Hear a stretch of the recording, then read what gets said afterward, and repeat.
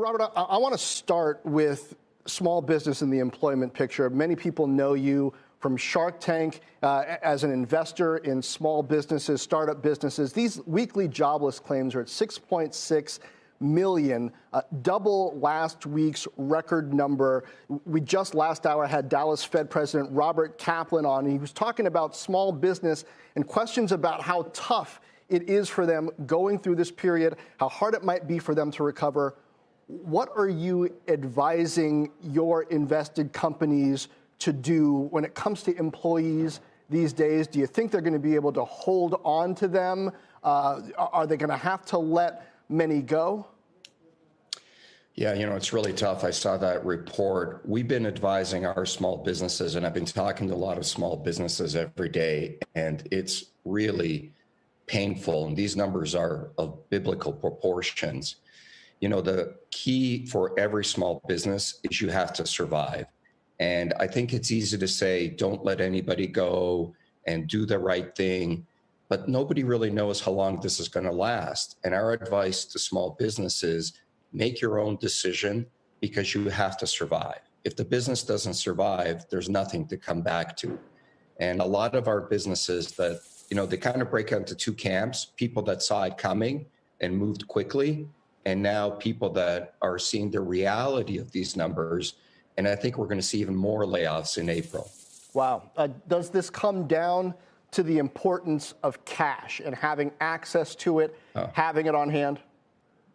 Yeah. The first thing we said to all our businesses and our advice to all the small businesses out there is hoard cash. I mean, not physically in your house, but in your bank account. Take anything on your balance sheet that you can put into liquid cash right now and do that. And then look at all your expenses and put them off. And I know that's awful. And I know that every time you don't pay a bill, that's another business that's affected. But you guys know yesterday was rent day. And I got to tell you, my gut feel tells me very few people paid rent today. And now we're going to start seeing the ripple effect of that.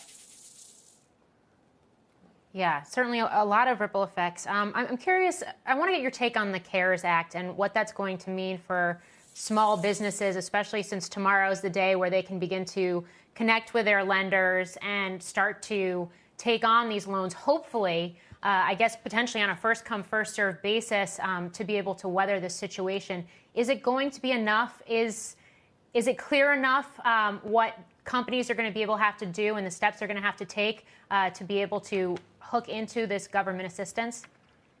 Well, Morgan, first of all, I think the government's done an amazing job with the CARES Act. I am so happy and optimistic with the amount of stimulus that's being put in. I do think, by the way, we're going to need another stimulus act in about a month. Here's the challenge. Everybody is going to file immediately. It's kind of like the unemployment numbers. I saw a report you guys were doing. People can't get through on unemployment.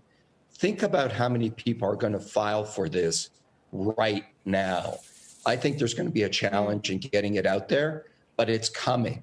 And again, you've got to survive in order to get that stimulus. If your business isn't around, there's no point in getting the stimulus, but I think you got to apply right away and you got to make sure that you can qualify for it. But it's a great program. Yeah, we'll see what the execution's like. It's going to be tough. We'll see how the servers perform tomorrow, Robert. I want to go back to your point about rent. I'm looking at some forecasts of potential mortgage delinquencies. I'm seeing numbers that you might see 10 to 12% this month. How high do you think that number can get? Oh, I think it's going to be quite a bit higher than that. I really got to tell you, I don't think, I think people that have a business and the general population are going down different tracks.